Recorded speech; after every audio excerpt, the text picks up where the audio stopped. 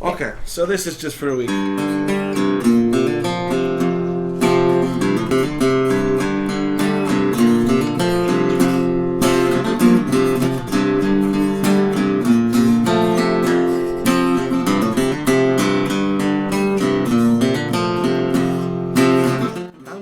My wife, God bless her, I write a lot about her.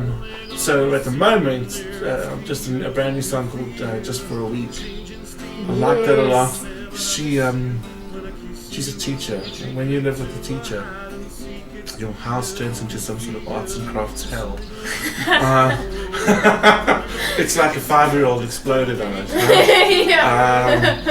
And she was putting another pile of stuff somewhere, and she turned to me when I was jamming, and she turned to me and she knew I was looking at her. She was like, it's just for a week, don't worry. I'm like, that's brilliant, because I know that'll be there forever. And so I wrote just for a week there, and then in about 3.5 minutes. As long as the song is, it's how long it took to write. Oh, that's brilliant. So when that happens, it's quite rare, but quite nice. Yeah, it just kind of comes out of you. But I mean, other songs, a song I've just finished, I've been writing since 2003, it's called Mirror. It's a long time. Yeah, but I knew it would be a good song, so. You keep going back, tweaking. 13 years, it's nearly finished. Yeah! Sure. Nearly done. I need one more line, I'm repeating a line, I don't want to repeat that line anymore, so as soon as I can find one more line. Isn't it one of those songs that every time you come back to you go, I'm gonna start that over again. The piece you already decided to love, you're gonna go back and tweak it a bit. No, it's really just treatment. It's like, as I said, the song's good. It's just the style. And then I need one more line. One more line. We'll bring him that line. I know. Yeah. It doesn't help that the song's about a cat. It doesn't sound like it's about a cat, but it is. Oh god. Okay, from 2003. Okay, cool. It's even that cat's not, around anymore. Anyway. Okay. And now we're sad again, thanks. Yeah, exactly. Die. Oh my word. Okay, song you loved composing the most? Everything that can't be sold. I was dating a girl called Monique who was wonderfully troubled, and of course this interview's about to get heavy, and then she killed herself. I was laughing and I'm like, oh wow, really? Wow, now you feel like a dick. Exactly. But I knew she was going, so I wasn't surprised. Put it that way. She was quite troubled. So when their phone told me she was dead, I was like, okay. Yeah, sometimes you do just know. Yeah. So then there was in November, and then her birthday was coming out on the 5th of Feb. So on the 10th of January, I thought I would write her mother an album. Wow. As a present for her first birthday without Whoa, it's going to be deep. Yeah. So that's that world music, well done, I sent you, called Skylarks Requiem. Yeah. So I wrote and recorded that in 3 weeks. Wow. And I needed a big song which was about her, yeah? And I was reading a lot of German philosophy at the time. I got this book called Agony of Flies, which is like one-liners from this German philosopher. Oh, okay, yeah. And the one-line is, "Seine Leben ist dann so nach allen Unverkauflichkeiten," which means her life is a search for everything that can't be sold. I was like, that's brilliant. That's the key. Totally. Yeah. And so I wrote that choral piece around that, and did that whole song in 2 days. Even in about 350 vocals, just double tracked. Wow. It was amazing, and it still makes me smile. It was meant to just come out. Well, yeah, so at my funeral you can play that song. So this is my book. You asked about the process of writing. So I write in 2 ways. Either I come up with a riff first, so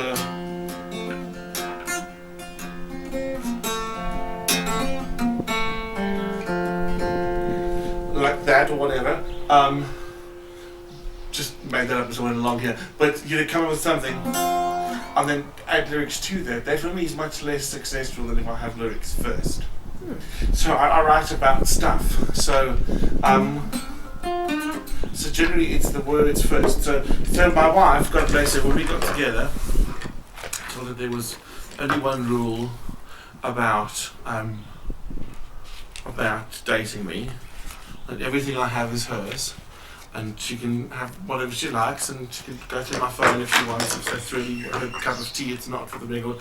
But my book is mine, right? And why it's called book is my first book was one of those black choir books with the red thing. Oh yeah. And for some reason I painted the word book on it, so they're all called book. And I write in my book, and it's not always a song. It's just so the process of writing is just about being a writer, and then good stuff comes from that. It doesn't necessarily have to be a song. And then here's the final song, sort of. And I write them all longhand. I find it's much easier to write with a pen than a computer. The greatest bit of advice you've been given. Get a job. Okay, but did that help you? Totally. Okay, why? In what sense? I wish in many ways that I had, because I was full-time in music quite late in life, and I'm very lucky in that I don't have to say what if.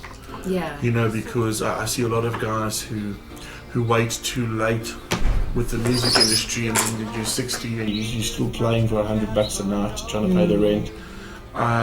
And respect to those guys, big time, but it's a tough life. Yeah, It's a very tough life.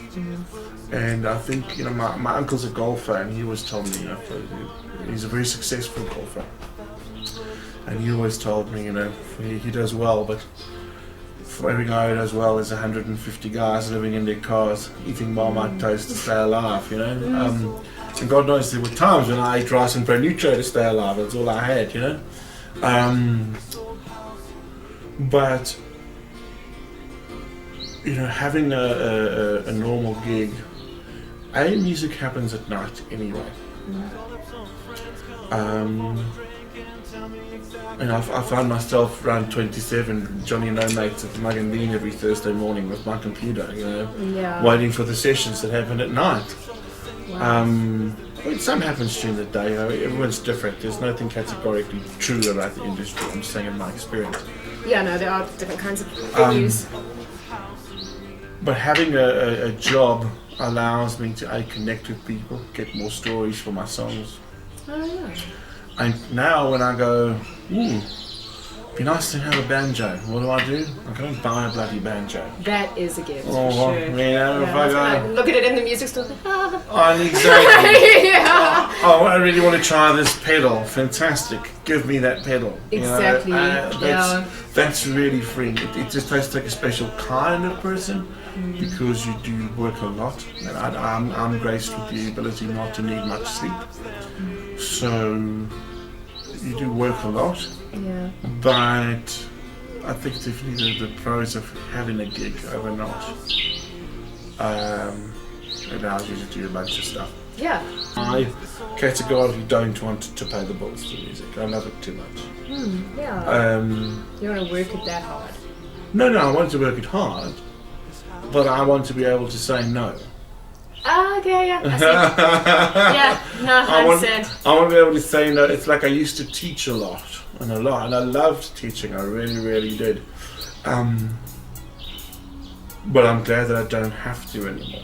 Yes. Not because I didn't like the teaching, but because I got to the point where I can see myself as a 10-year-old sitting on my bed with the Pete Seeger chord book, going, hey. And I can see that, but I can't empathize with it anymore. Okay, no, I understand. Yeah. So when I'm teaching and I'm like, there's no dynamics in what you're playing. Come on, just play a C minor 13. I'm like, it's a C minor. Come on, I don't have the patience. I don't have the empathy anymore. So, yeah. And I can put it on, but it's just not something I want to do anymore. Yeah, no. So I have the ability to say no. That's awesome. And if there's a show I really don't want to do, You can just say. I can just, like this morning I had an audition at a place and I stood outside and I was looking at the place and I was like, I don't know if I wanted to play. Wow. And I could walk away, and that's great. Yeah, I just didn't know if you can. Yeah, I ended for the record. I ended up going in and loving the place, and it was great. And I got the job. High five me! But it's nice to be able to say no. Yeah, no, I get it. Like again, that's why it's so to talk about the music industry. It's so diverse, and people want different things out of it. You know, this is just my experience. Yeah. That's part 3, guys. Stay tuned for part 4, which is honestly one of my favorite parts because Zil shares a freaking hilarious story about gigging. Okay, really cool one. Let me know about your gigging experiences as well. That'd be really fun to know. Have an awesome one. Bye. Really, you're gonna put this in the video? Yep. Oh, okay.